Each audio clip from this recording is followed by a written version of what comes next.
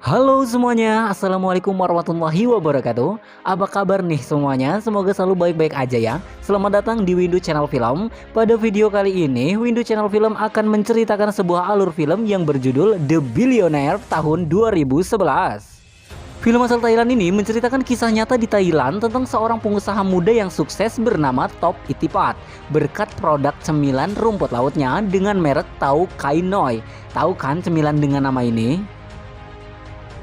Bagaimana lika-liku perjuangan Top hingga menjadi miliarder di usia muda? Nah, kita langsung ke filmnya aja ya. Tapi sebelumnya, bagi yang belum subscribe, langsung klik aja dong tombol subscribe-nya. Mark Hinton, mari kita tonton.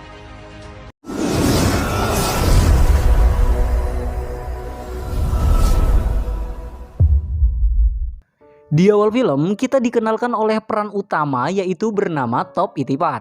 Di situ, dia sedang berada di bank dengan niat ingin meminjam uang sebesar 10 juta baht atau sekitar 4,7 miliar rupiah. Si teller bank lantas terkejut mendengar nominan yang sangat besar. Ia penasaran dan bertanya untuk apa uang sebanyak itu. Dan akhirnya Top pun mulai menceritakan kepada teller bank tersebut. Kala itu, pada saat masih SMA, Top selalu menghabiskan waktunya untuk bermain game online walaupun saat dalam belajar di dalam kelas. Hingga suatu hari, ada pemain lain yang ingin membeli item senjata di game online itu pada Top, seharga 12.000 baht atau senilai 5,7 juta. Awalnya Top bingung dan ragu, namun akhirnya Top menyetujuinya. Karena Top masih siswa SMA, Top belum memiliki rekening bank. Namun, Top memutuskan untuk meminjam rekening bank pamannya untuk transaksi pembayaran tersebut. Setelah dicek, tak disangka ternyata uang itu benar-benar ada di rekening bank pamannya Top. Dimulai sejak itu, Top mulai menjual item-item yang dimilikinya. Dari penjualan-penjualan itu, Top akhirnya memiliki banyak uang dan mampu membeli sebuah mobil. Dan ketika pulang ke rumah, karena orang tuanya curiga, Top malah dimarahi oleh orang tuanya. Mereka menuduh Top mendapatkan uang itu dari hasil judi. Top di situ berusaha menjelaskan bahwa uang yang didapatkan itu berasal dari game online. Ayahnya tetap tidak percaya. Nah, sedangkan ibunya menyuruh Top untuk fokus belajar dan kembali sekolah dengan baik. Top tetap tidak peduli dengan ucapan dan perkataan orang tuanya. Dia malahan tetap menjalani permainan game online-nya hingga dia lulus SMA. Setelah lulus dari SMA, Top mencoba untuk mendaftar ke universitas negeri, namun sayangnya dia tertolak. Tapi Top tetap santai dan tetap melanjutkan bermain game. Kemudian suatu hari, Top memutuskan untuk membeli PS dan DVD player. Dan ketika ia sampai di rumah, ia malah dimarah karena ketidaklulusannya untuk masuk ke universitas negeri. Namun Top beralih dan meyakinkan ibunya bahwa universitas swasta pun juga sama bagusnya. Namun yang ayahnya pikirkan adalah karena biaya masuk universitas swasta itu sangat mahal. Itulah yang membuat ayahnya semakin kecewa dan bingung. Setelah beberapa saat kemudian, Top melihat ayah dan ibunya sedang membicarakan hal serius tentang keadaan keuangan mereka. Top yang melihat tabungannya semakin menipis pun semakin bingung. Ditambah akun gamenya dihapus oleh server karena gamenya itu malahan dianggap untuk tujuan komersil. Top yang keadaannya semakin pusing akhirnya memutuskan untuk memborong lebih banyak DVD player yang niatnya ingin dia jual kembali. Tapi saat dia menjelaskan kepada ibunya, tiba-tiba DVD player itu malahan rusak. Merasa kecewa dan tertipu, Top pun langsung kembali menemui penjual DVD itu untuk meminta ganti rugi.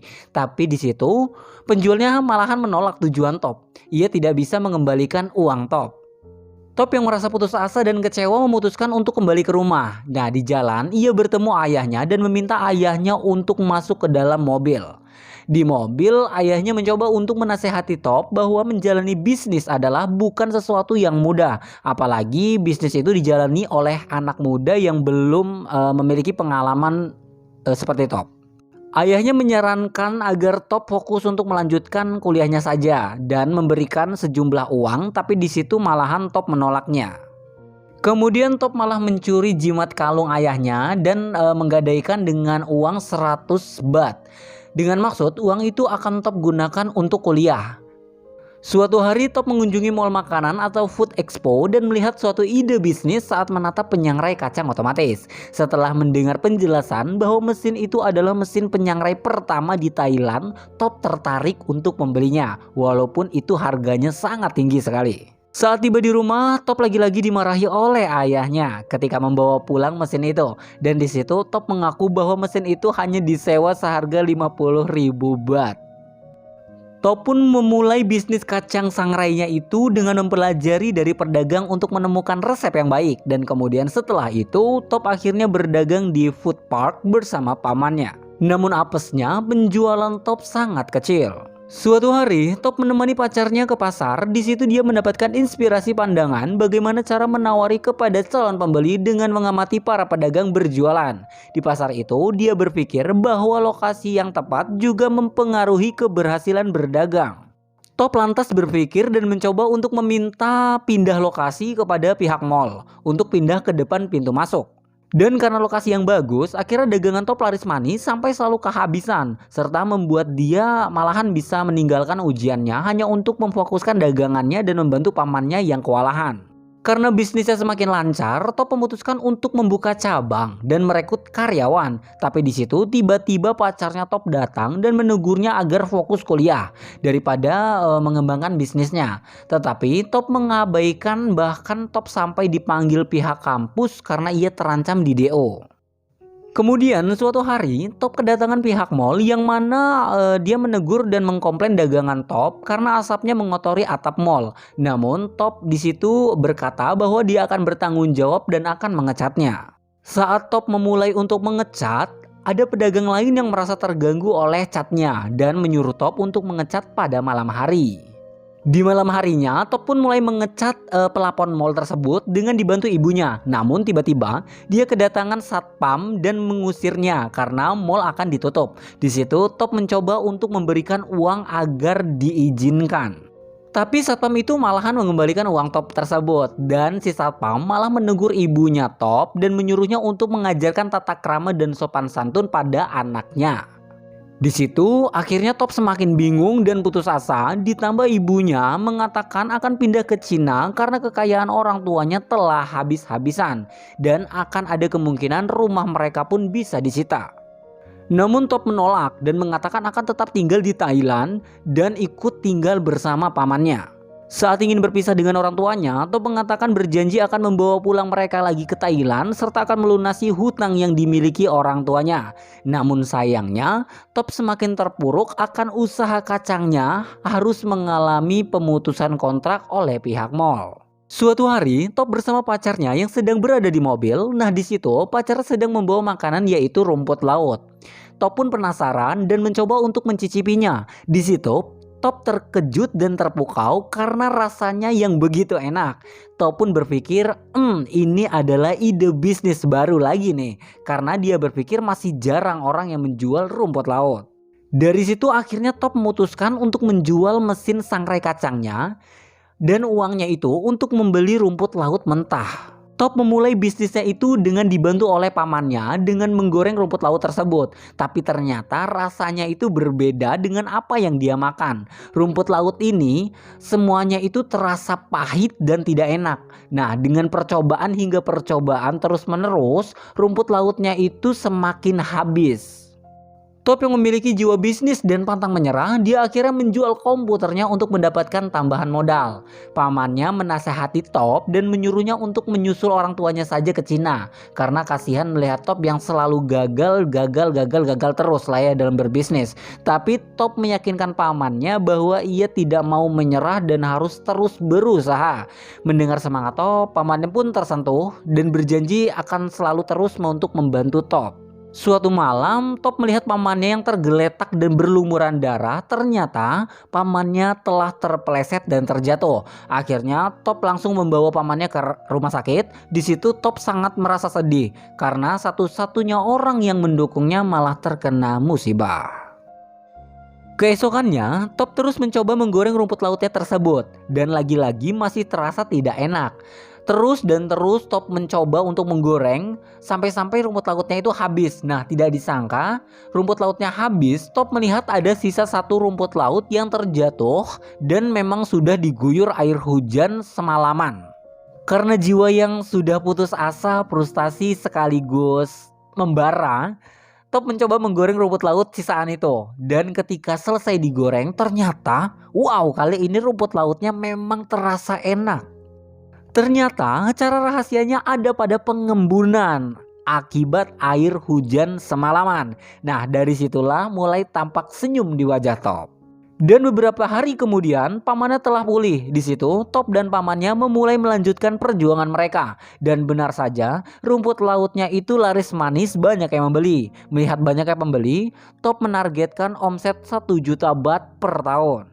Namun Top merasa kembali kebingungan dan putus asa setelah mengetahui bahwa hutang orang tuanya sebesar 40 juta baht, yang setidaknya Top berpikir butuh waktu 40 tahun untuk melunasi hutang orang tuanya.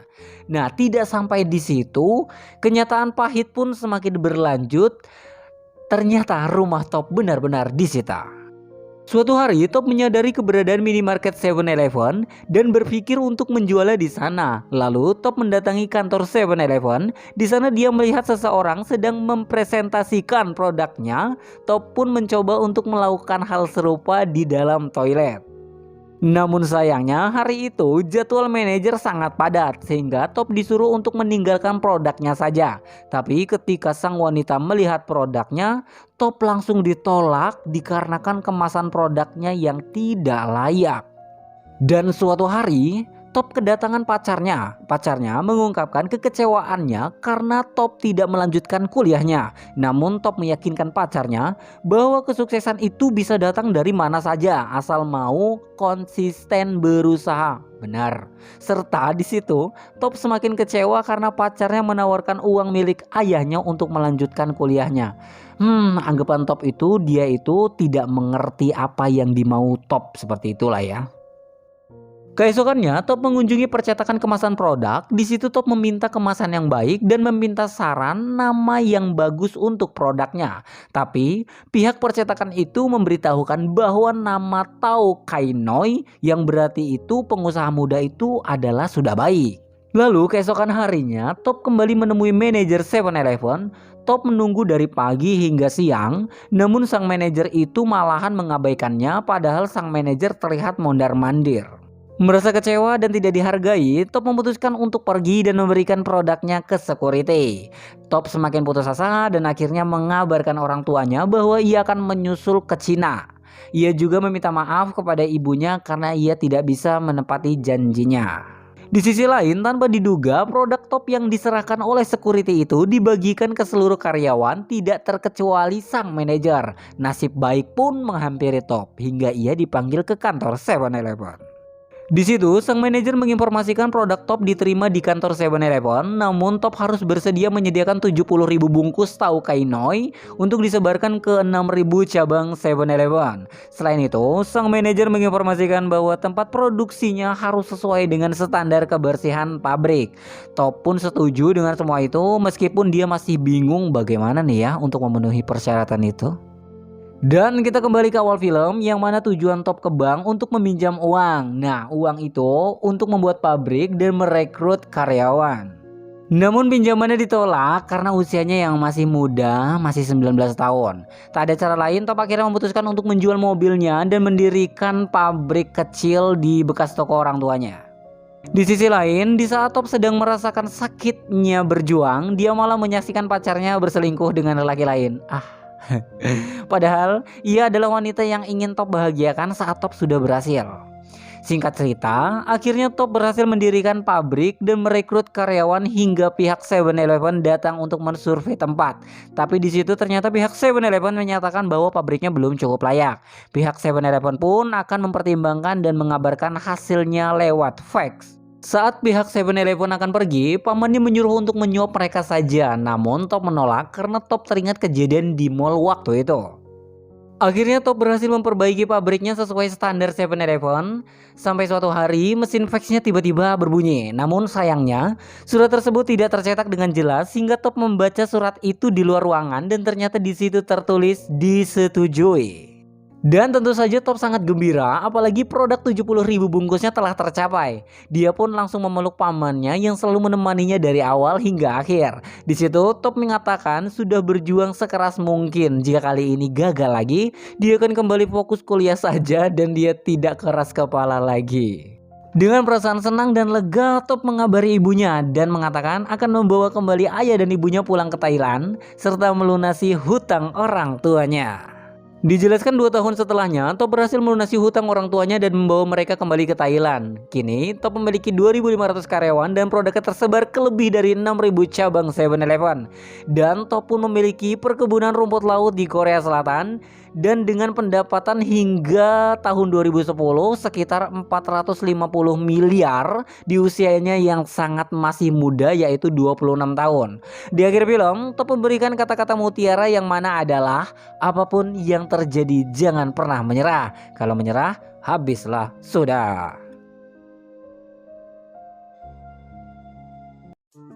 Nah, gimana? Kisah yang sangat menginspirasikan kan? Dengan kegigihan dan perjuangan membawa seorang anak muda menjadi pengusaha sukses atau miliarder. Wow, keren. Jadi buat teman-teman semuanya, yuk jangan sampai kita menyerah dalam berjuang. Tetap semangat dan selalu jangan lupa berdoa kepada Allah Subhanahu wa Ta'ala.